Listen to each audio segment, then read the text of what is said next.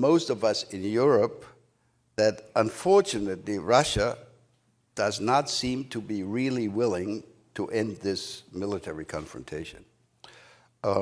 If that's the assessment, if that's our collective assessment, could you talk a little bit about U.S. strategy going forward?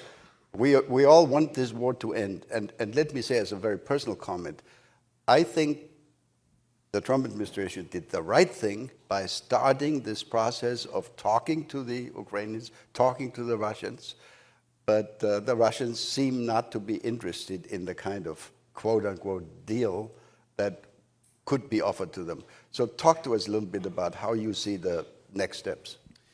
Yeah, so let me say a couple of things about this. First of all, I appreciate your kind words about the administration. Obviously, I think it was the right thing to do for us to start the process of negotiation.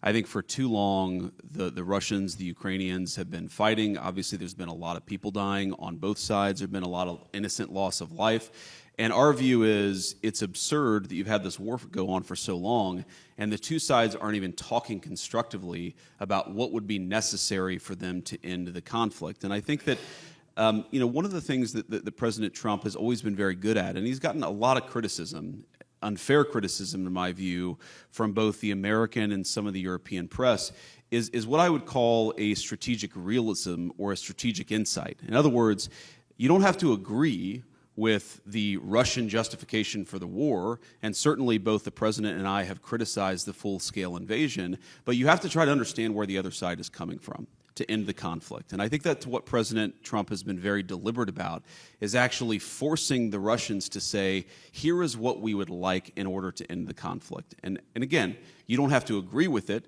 You can think that the request is too significant, and certainly the first peace offer that the Russians put on the table, our reaction to it was, you're asking for too much, but this is how negotiations unfold.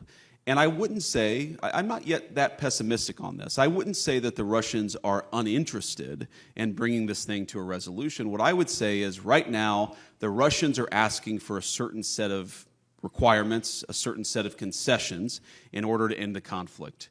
We think they're asking for too much, okay? And then obviously, the Ukrainians matter a lot. They're the other side. They're the other party, at least to the direct conflict. And we have to ask, what is the Ukrainian? What do they need in order to bring this conflict to a successful completion? And we're going to continue to have that conversation. Now, what the president has said is that he will walk away if he thinks he's not making progress. And I think that, about once every 4 or 5 weeks, you will hear some American official or sometimes multiple American officials say, this is a week where we need to make another step. And in particular, the step that we would like to make right now is we would like both the Russians and the Ukrainians to actually agree on some basic guidelines for sitting down and talking to one another. Obviously, the United States is happy to participate in those conversations, but it's very important for the Russians and the Ukrainians to start talking to one another. We think that is the next big step that we would like to take. And why does that matter? The reason it matters is because, again, I mentioned the Russians, but also the Ukrainians have also been they've put a piece of paper in our hands that says this is what we would need in order to bring this conflict to a successful resolution from our perspective.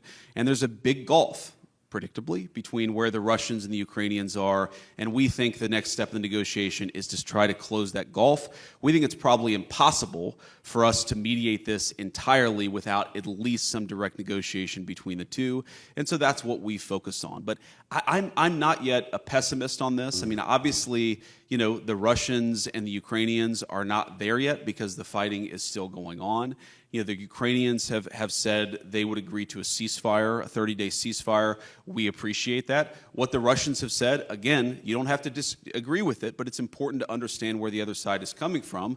What the Russians have said is a 30-day ceasefire is not in our strategic interest. So we've tried to move beyond the obsession with the 30-day ceasefire and more on what would the long-term settlement look like.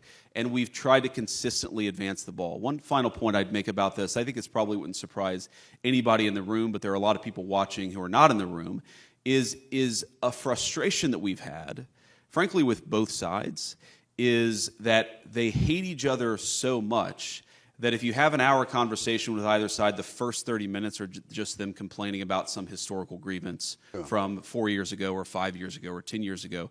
Look, I understand it.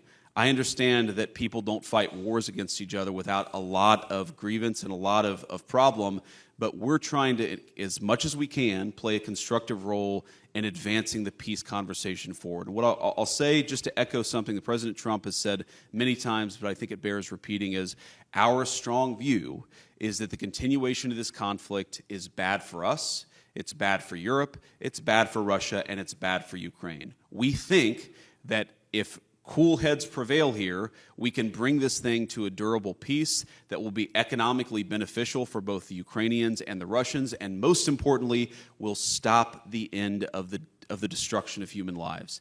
I think people underappreciate this about our president here in the United States is he has a genuine humanitarian impulse about this. He hates innocent people losing their lives. He hates even soldiers losing their lives in unnecessary conflicts. He just wants the killing to stop, and that will continue to be America's policy. But obviously, as all of you have seen, we'll navigate that policy and react as the parties bring their grievances to us.